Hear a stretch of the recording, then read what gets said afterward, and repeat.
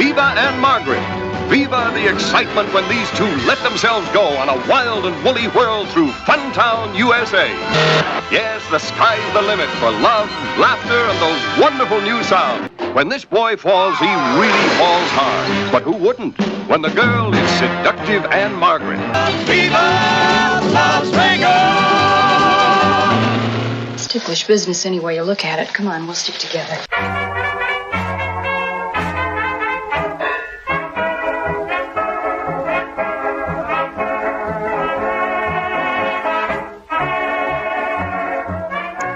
Ticklish Business, the podcast devoted to honoring and deconstructing the world of classic cinema. I'm your host, Kristen Lopez. I'm Drea Clark. We are going to the bright lights of Las Vegas for our Road to 100, talking about the 1964 Elvis Presley feature, Viva Las Vegas. And we have a special guest talking to us today about all things Elvis. It is critic, writer, all-around awesome dame, Sheila O'Malley. Sheila, how are you? I'm good. Thank you so much for having me and giving me a chance to rave about Elvis. As if we need an excuse.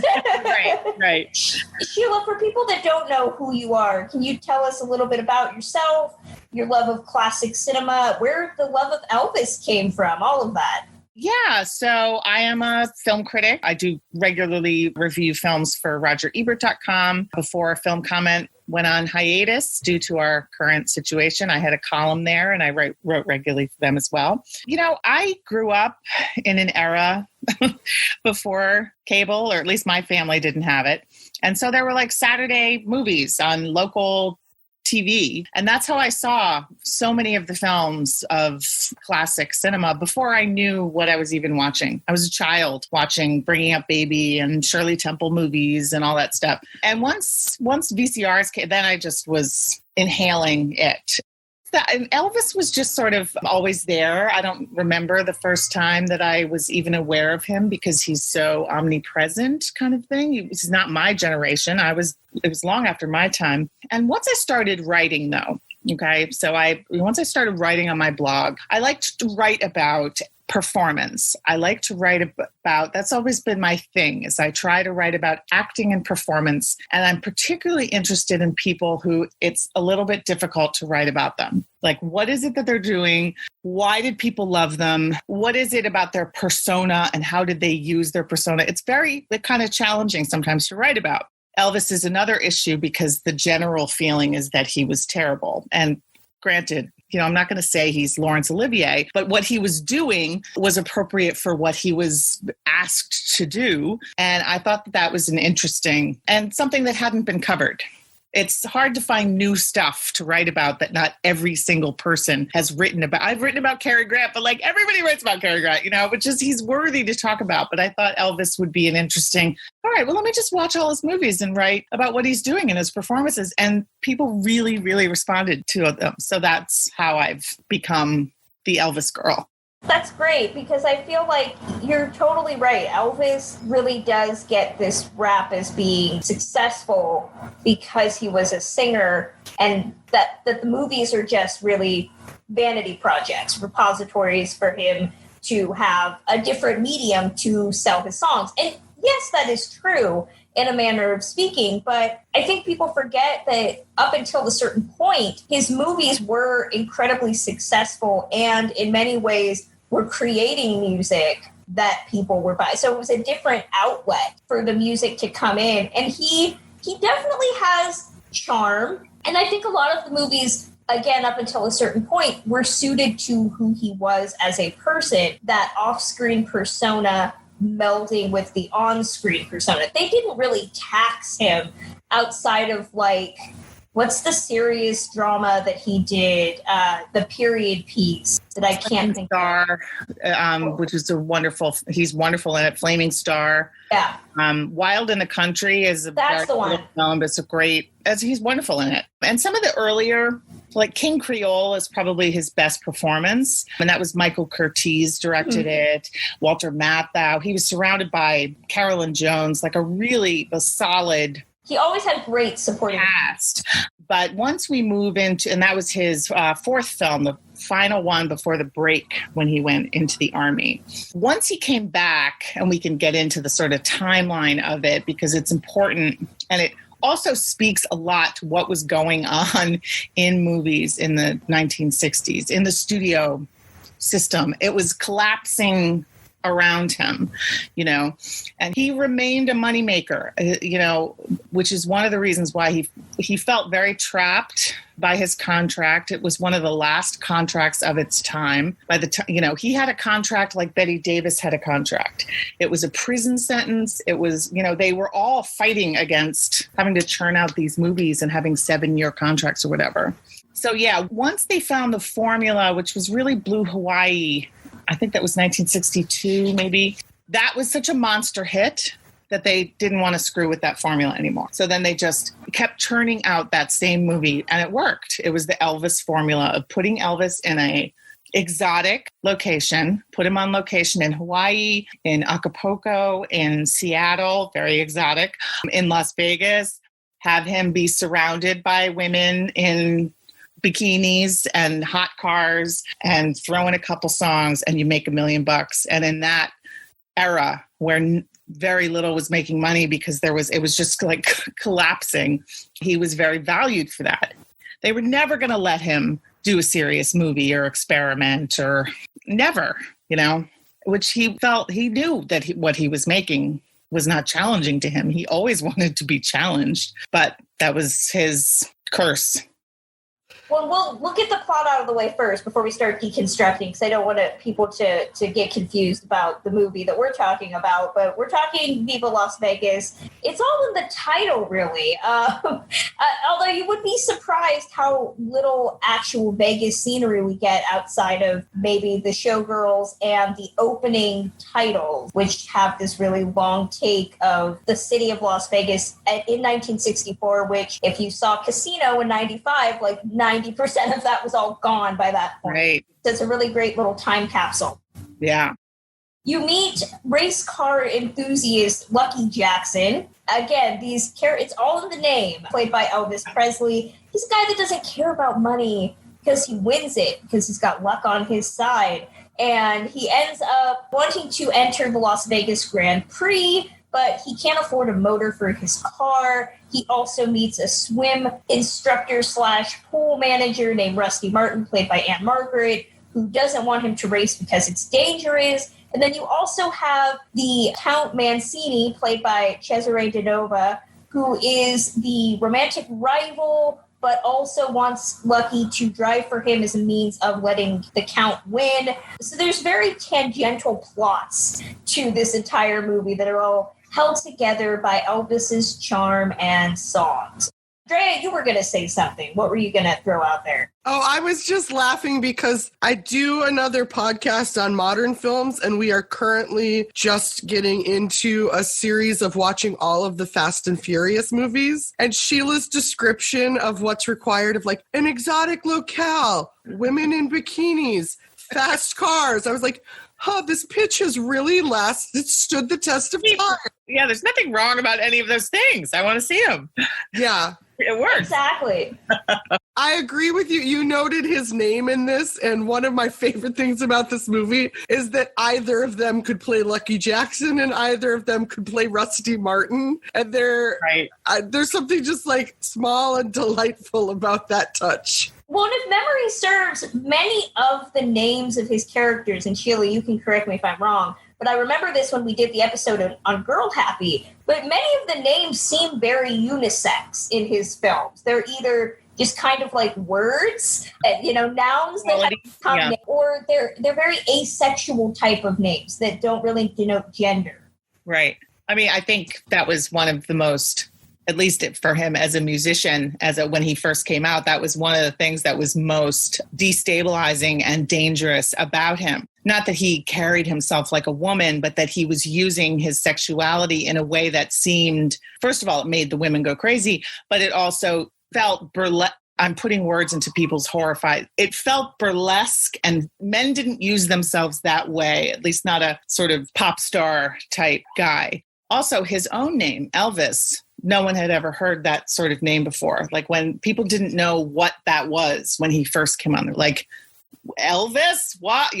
So I think some of his movie characters, I don't know if there was that much thought put into it, but he definitely, I wouldn't say he was androgynous, but I would say that he sort of had a sort of receiving quality to him, even as he was aggressive. I mean, I've compared him to there's a Marilyn Monroe, the way he uses himself, very flaunting. I mean, there's a number in Tickle Me, which is almost a lampoon of Elvis movies, which is basically a Mae West burlesque number. And the whole audience just falls on their asses, just so turned on by him, men and women.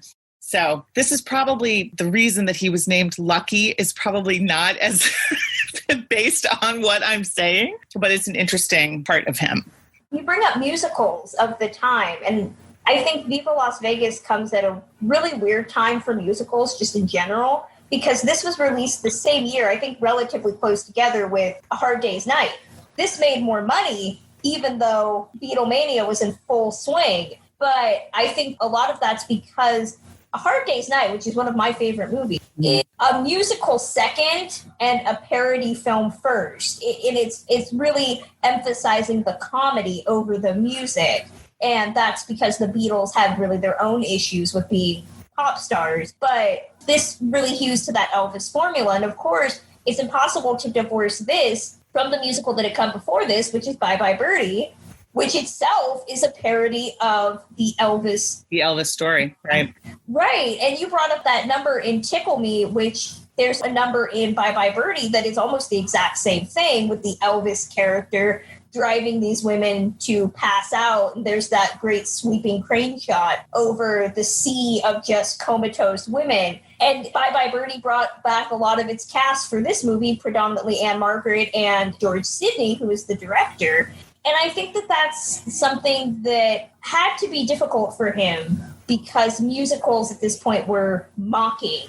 And there was, it was a music second, mocking first of the genre that they were making all this money off of. Right. Interesting. Yeah. Jay, you were going to say something?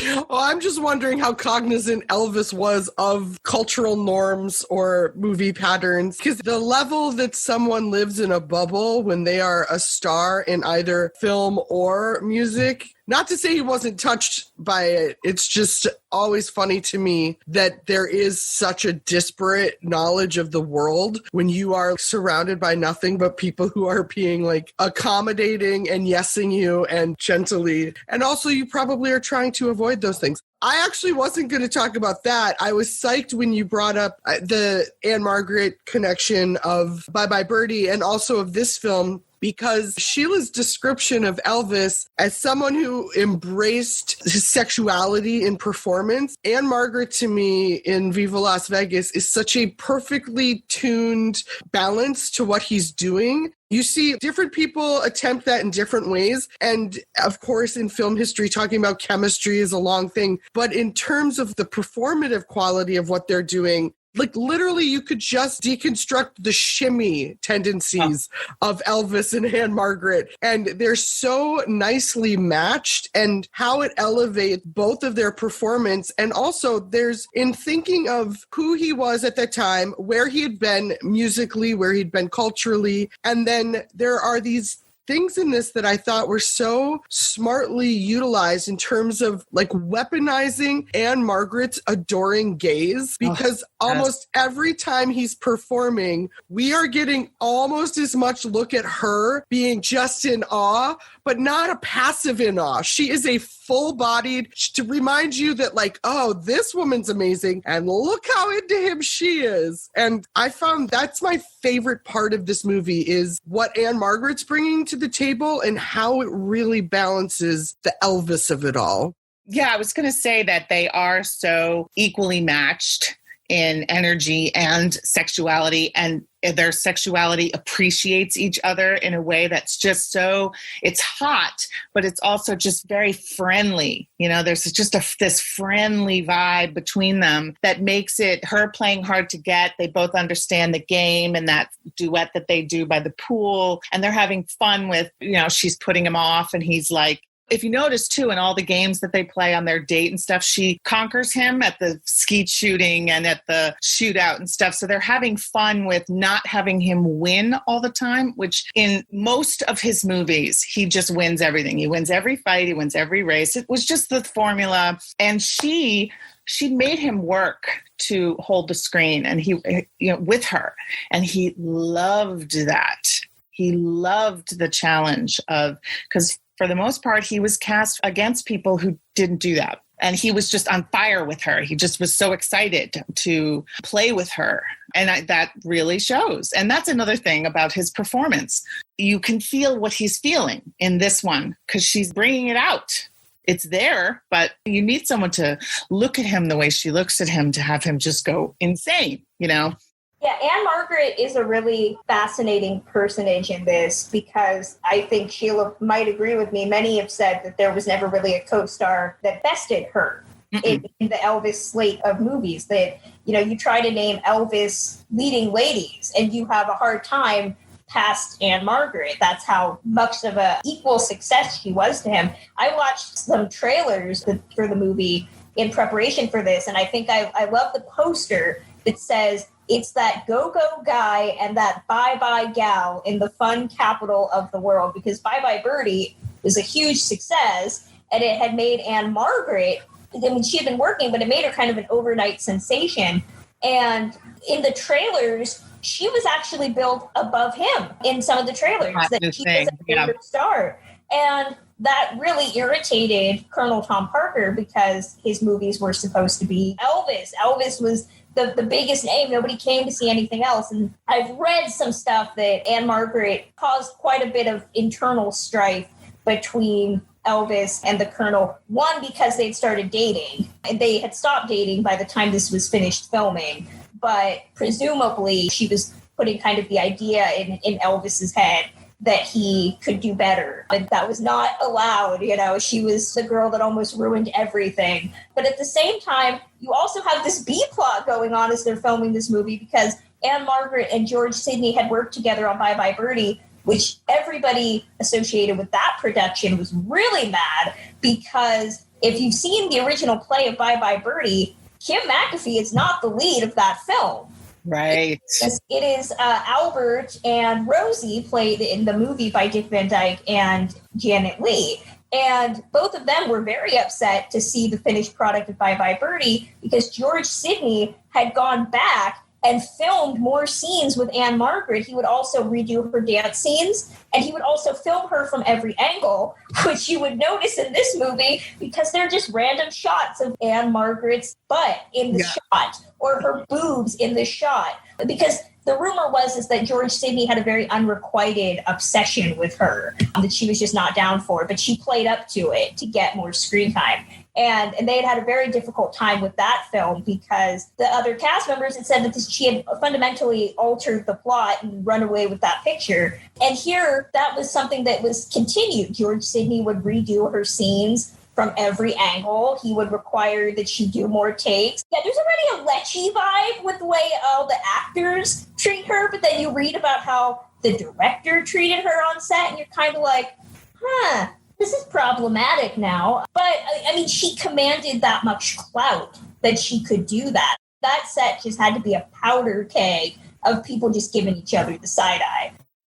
Well, I think, too, she wasn't, ruthless, but she wanted to be a star. And she was flirty. She was and I think that George Sidney, the way he films her, this may not be, male obsession often results in gorgeous work. He films her. You can feel his feelings for her. I mean, the close-ups are stunning of her. The one, she's got the green scarf and she's just looking at him with all this love in her eyes. Yes, and Colonel Tom was like, why are there so many close-ups of this woman? This is an Elvis movie. This is blah, blah, blah. And originally, they did 3 duets. This is just one of the pains of an Elvis fan is that he did so few duets, which he should have been doing duets all along with all kinds of people like other singers were doing.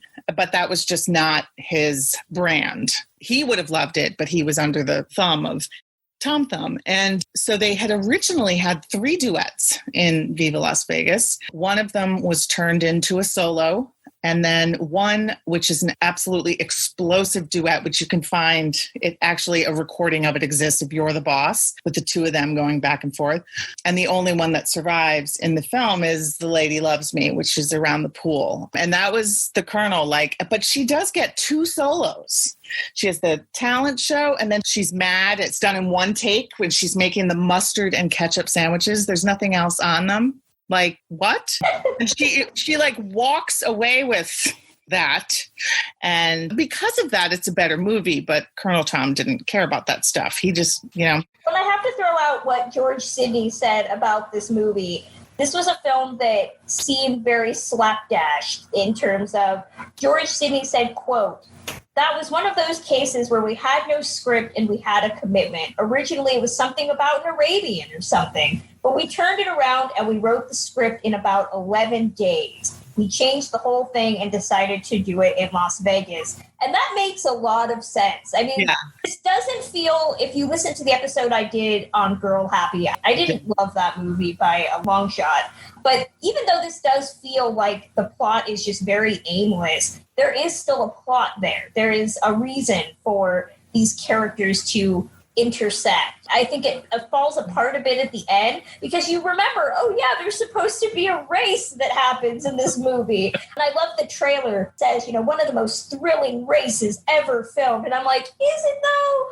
Is it? Because it's got one really great exploding car scene, but it's all... I love how, clearly that person died and nobody cares. It's never happened again. And, Anne Margaret is, in the helicopter, oh, no. And then she's like, go lucky, go lucky. It's, brutal. Especially looking at it from now, this movie's only a few years away from Bullet, the Stephen King. So the idea of course, every movie as it's coming out, you're saying is the best of whatever, but it's not like this was filmed at a time so far removed from when you could actually capture really tense car races or anything.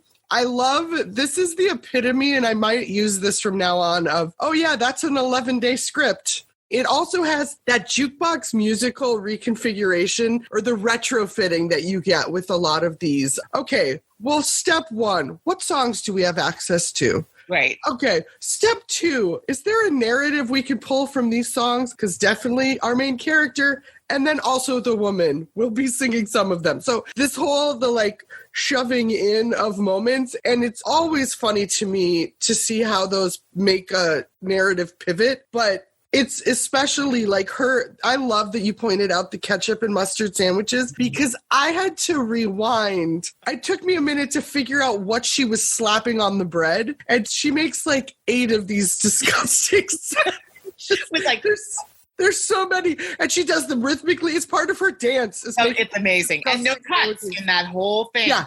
It's beautiful. It's amazing. Well, it's a nice balance to the one shot of the title track of his performance. But the idea of just how angry she gets, or she starts to get really mad at this man she's met a day before, hours before.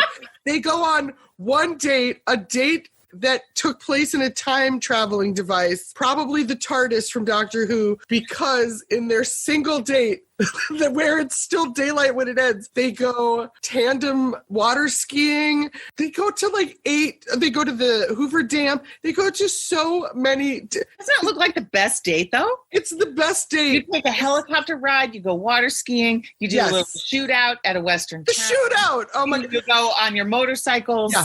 Yeah, a costume change between each one. It is so amazing and ridiculous. And the idea that it's done before dinner as well. It's my favorite thing. Every movie about a burgeoning romance should include a scene of just total nonsense of every date you could ever be on in one 5-hour block. Also needs a talent show where you undress in front of your fellow employees and perform a song about having men buy you expensive jewelry as a means of showing you, quote, their appreciation. I was sitting there watching that talent show, and she's in that one-piece suit that is incredibly bunchy. I was not understanding why it bunches up in the front, aside from maybe a Hays Code thing. They were like, nope, we can't have the camera that level and have it skin tight. You got to bunch it up or something. But It's like a built-in ruching over the corset. Like, it's not, you're right, it's intentional, which is also some of the style at the time, but it stood out to me as well that I'm like, there were several things, because she's obviously gorgeous and is like this tight little tiny dancer, and there were a few costumes, like her yellow swimsuit thing in the duet that Sheila mentioned. I was staring at it, I'm like, this is amazing that they managed to make her look bad. How is this happening? But sorry, I had to I didn't want to forget, you guys, to share that I thought she looked not as great as possible. But please, Kristen. That's the thing, that there's this, I love how they're color coordinated in certain scenes. You know, there's this syncopation to them, you know, in their relationship, that it doesn't even matter that the end scene after they get married is just the scenes of them performing at the talent show spliced together. They're not actually sharing the same stage as like a finale number. Right. They're reusing that same footage. But their relationship at the same time is also very lecherous. I mean, it's 1964. I know we don't have the same views on gender relations then that we have now. That was something that Elvis was known for in a lot of his movies, kind of no means try harder. And he certainly does not take no for an answer in this movie. I mean, he goes from nightclub to nightclub because he automatically assumes she's a showgirl, which I love that that's really the biggest kind of screw you to the movie's narrative, is that she's not a showgirl. She's a working woman. It's a manager of this couple jobs. Yes. She's clearly either going to school or she's teaching dance. Yeah. To Terry Garr, by the way. You know, Terry Garr is one of the dancers. No! Yep. If you watch the Come On Everybody number where they're in the gym, she's in the horizontal striped pink and blue sweater. She did like 8 or 9 Elvis movies because she was under contract. Which and I also noticed that the dance scene, the song that they're singing on the stage with the students, sounds exactly like the song "What I'd Say" that they play later. It's the same tune, and I was like, "Oh, are we playing the same song?" And I've seen this movie before, so that was the thing. Is I was like, I don't remember them singing this song twice, and I was like, no. I think Elvis just borrowed the same tune and then changed. Yeah, they had added What I Say later. Like they added that in. He recorded it. It was sort of a spur of the moment, which is why it feels so kind of frenzied and out of control. That scene is just like is because that wasn't planned. And it was kind of like, oh yeah, let's just throw this other number in there. Thank goodness they included it though, because their rendition of the doo-wop number, the Squatty Waddy, was not exactly romantic.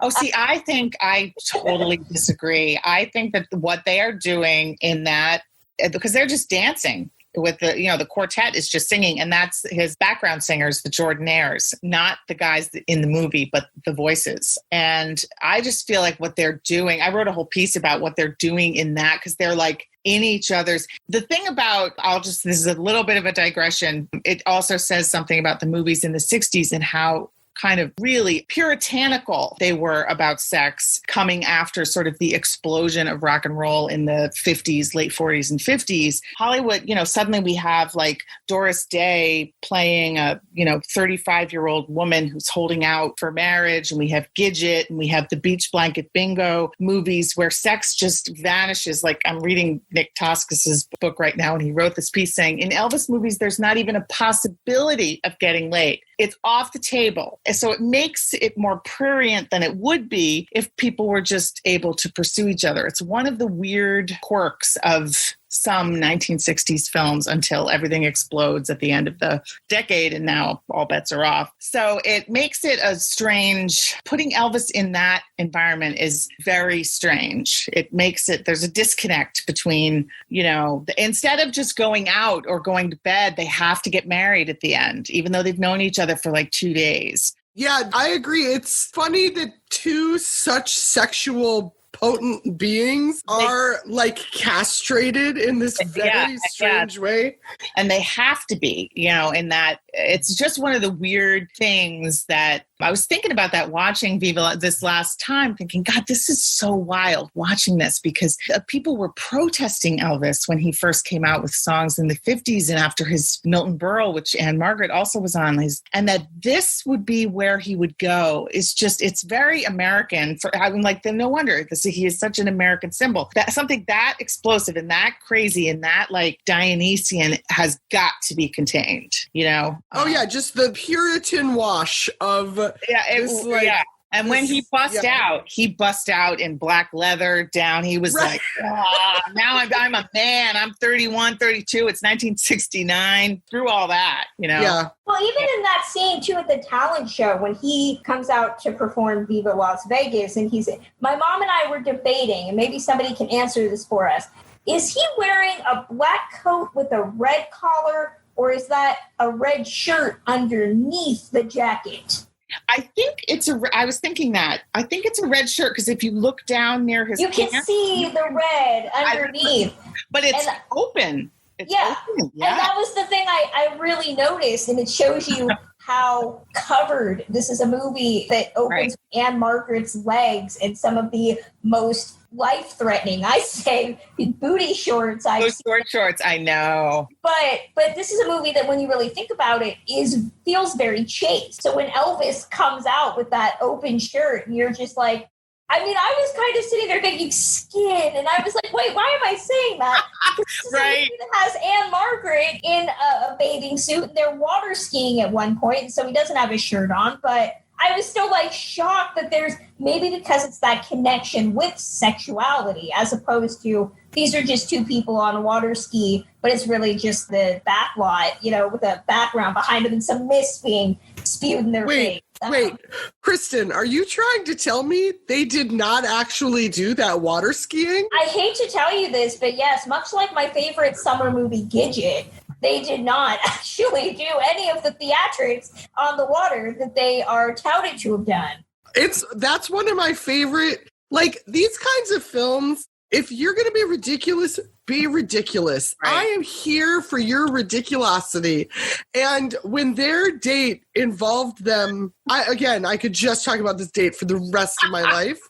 But when their date involved them, not just like, hey, let's go water skiing as one part of our date, but let's go water skiing and we're both going to be off the back of a boat, and we're also going to know how to do these tricks where like we pass across the wake and I'm going to go under your toe and then you, like, I honestly, it made me so happy. It made me as happy as the fact that he very casually, this guy who's so poor he can't afford an engine for his car, is like, hey, cool, let's just go around in this helicopter. I fly. That I'm going to fly you around in a helicopter that's the size of a teacup and also bright gold. And that even her dad calls attention to, like, aren't those really expensive? And he's like, oh, yeah, the guy just owes me a favor.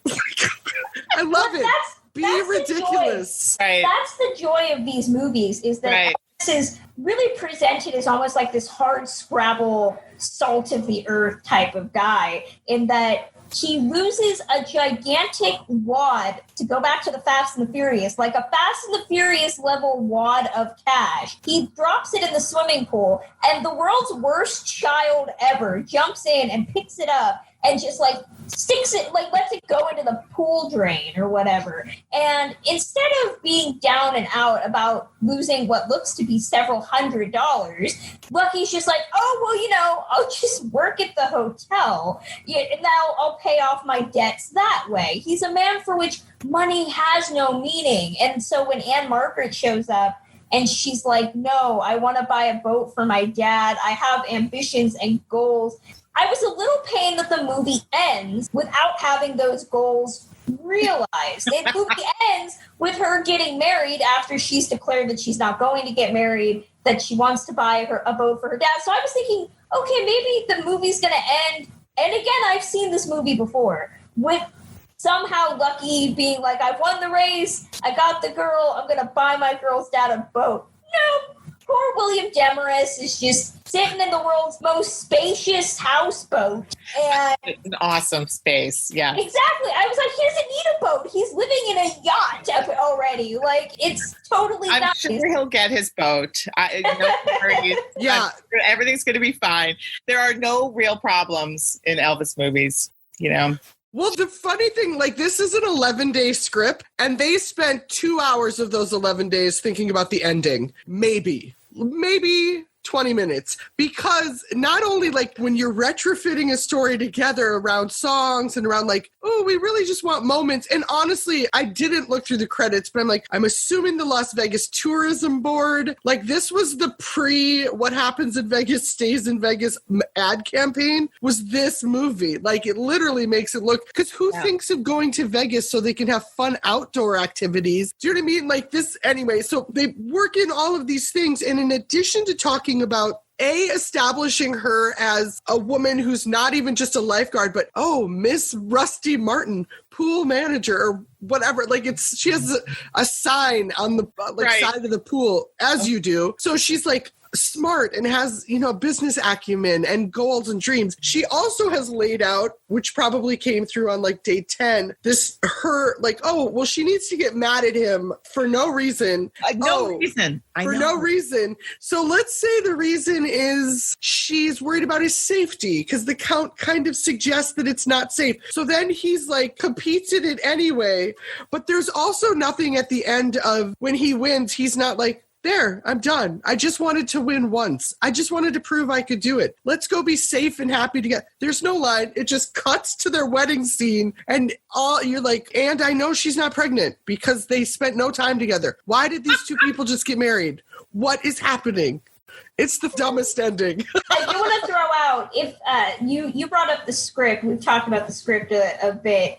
This was one of the last films for a couple of the old guard. This was one of George Sidney's last films, not his last film, but one of his last films. This was also one of the last films for screenwriter Sally Benson, who I did not think wrote this script, but she did, and it always shocks me. You might know Sally Benson. Her first screenplay was 1943's Shadow of a Doubt, which was definitely not an 11-day script. I wish people could see the look on Drea's face when I declared that news. She also would write the novel that they would base Meet Me on St. Louis on.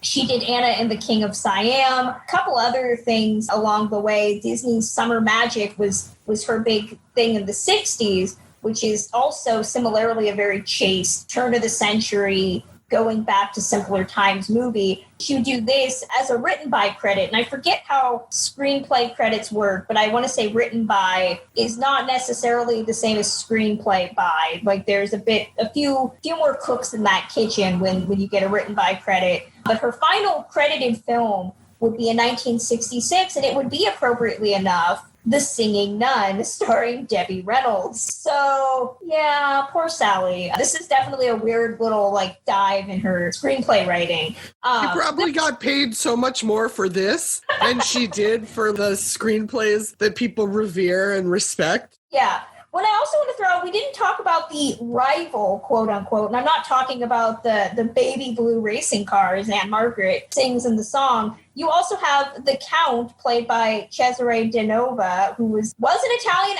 actor, which is always great to see actors portraying the country that they're actually from. Best known for a very small role in, I don't know how small it is. It's been a while since I've sat through all 4 hours of Cleopatra, but he was in that. I remember him most fondly playing the Kahuna character in the sequel, Gidget Goes to Rome, which is probably the only good Gidget sequel. I love Gidget. Gidget Goes to Hawaii's fine. And then Gidget Goes to Rome is just Gidget in Rome. It's literally the same plot of the original film, transported to Rome. But he did a lot of TV towards the 70s and into the 80s. Pretty much every TV show you could think of, Cesare De Nova did at least a guest spot on. But, he's a solid foil. He tries. The movie never really sets him up. Sheila, you said there are no problems in Elvis movies. There are no villains either, because really they start out as friends for about half the movie, kind of.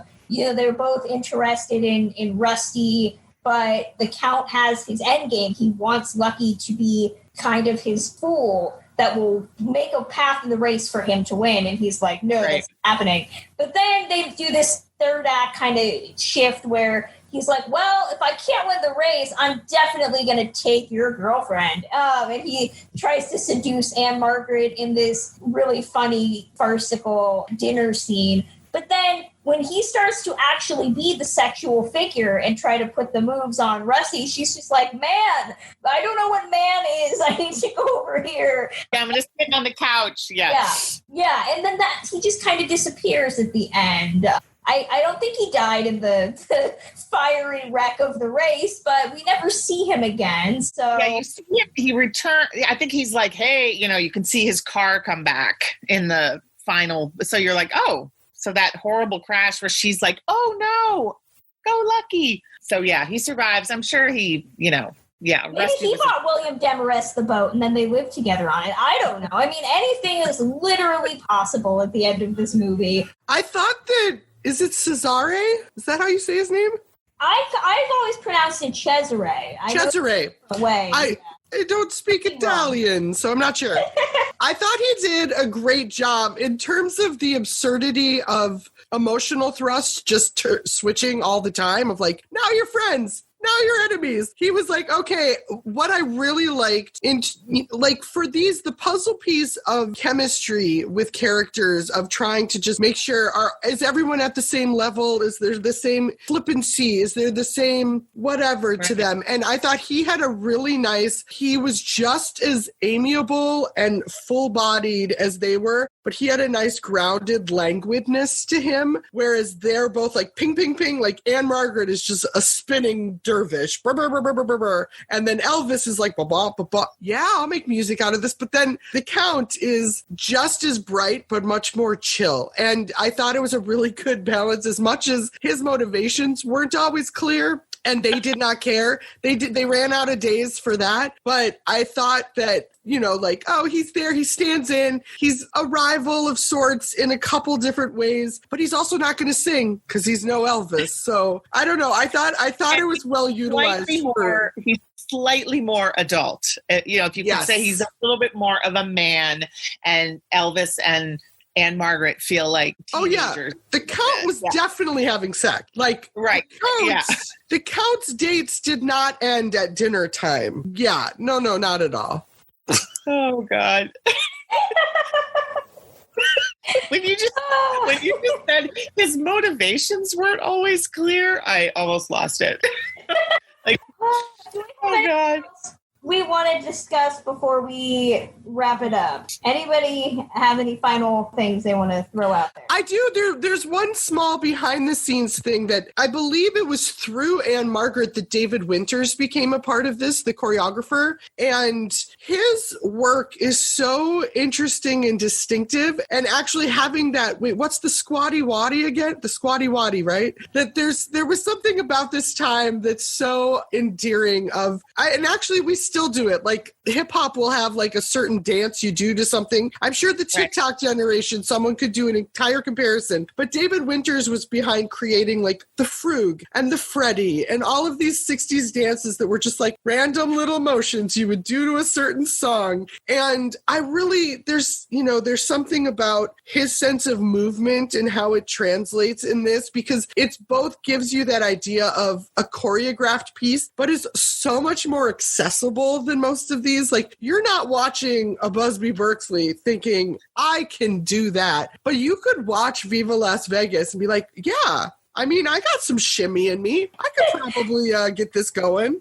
It's a lot of Anne Margaret, like, slapping her sides and, like, shaking a shoulder and growling. There's a lot of growl face, and I feel that I don't know if I could definitely do those dances, because how can you make a growl face and not look like it's weird? No, we all have growl face in us, Kristen. You have to mean it. Yeah, you really have to feel it. You can't fake that. For sure.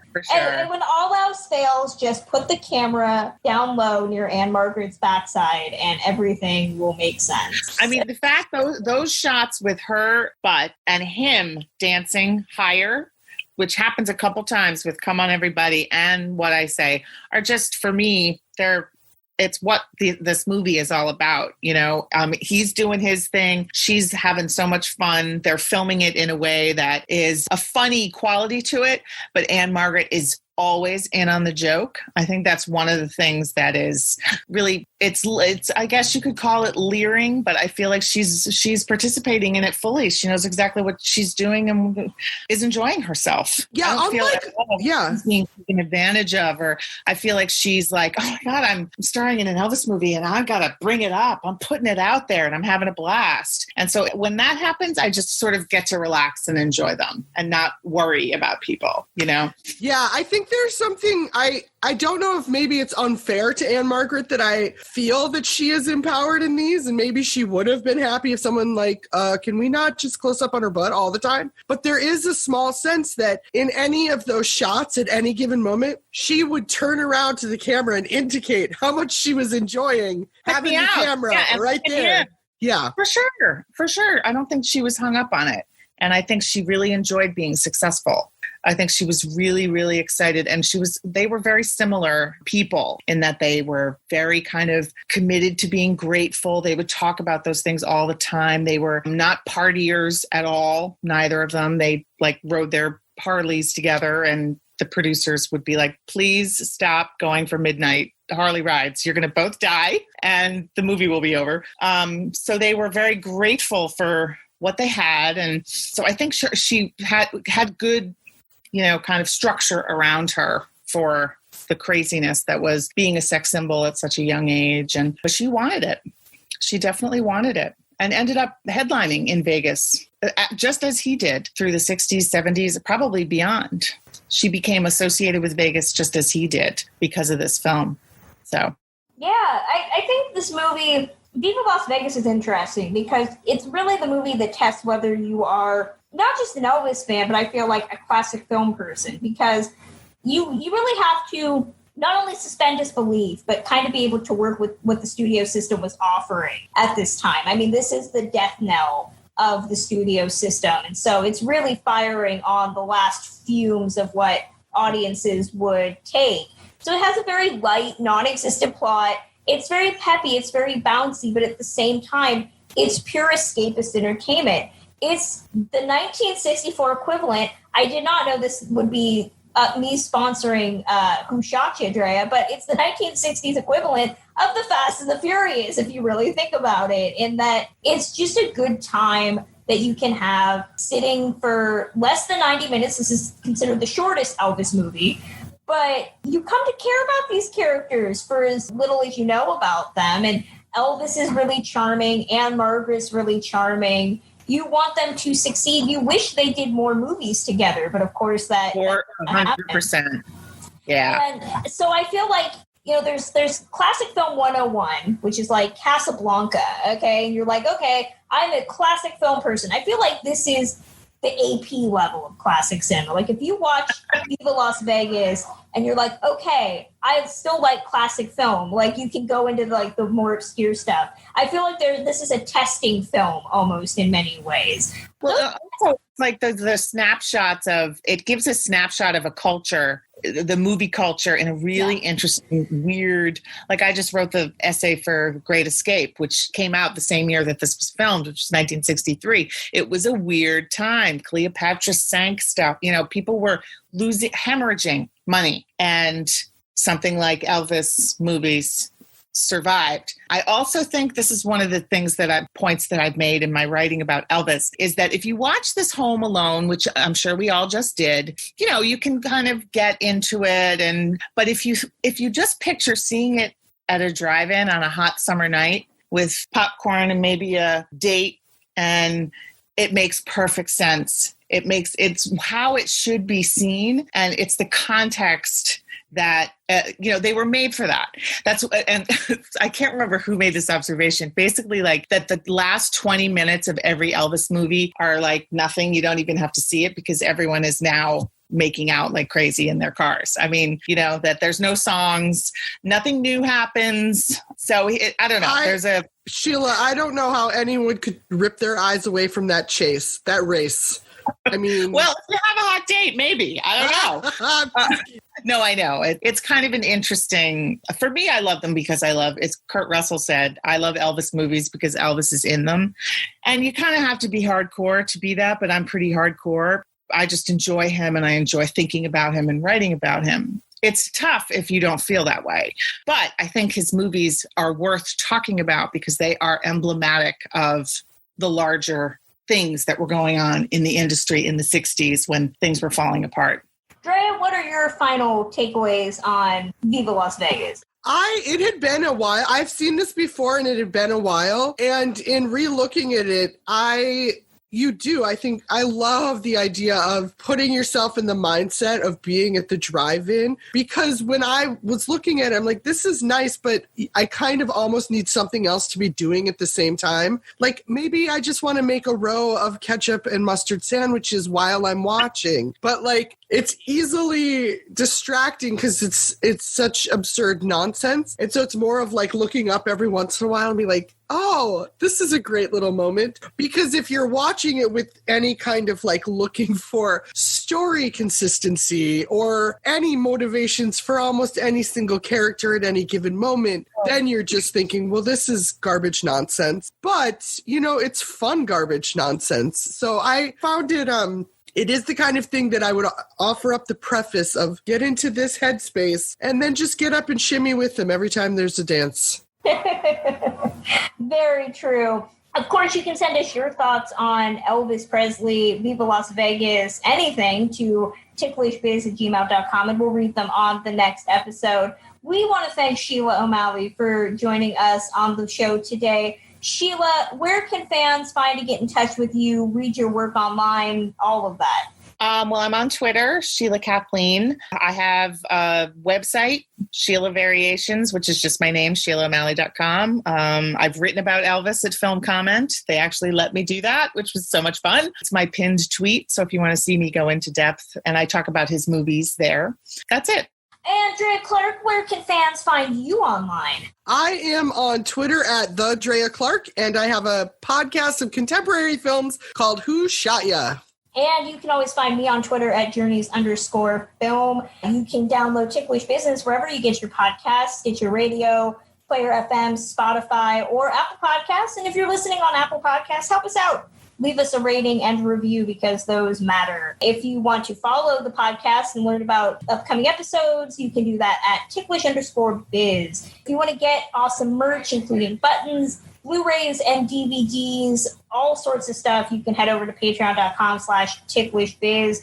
We're giving people access to exclusive polls. Our newest level, the Taylor, lets you actually guest host on an episode one day if you are so inclined. We have a bunch of other stuff, including bonus shows, bonus podcasts. It's all there. Patreon.com/ticklishbiz. So next time, we will have another special guest on our road to 100, and we're going to be talking about Anna May Wong and her film Daughter of Shanghai. Till then.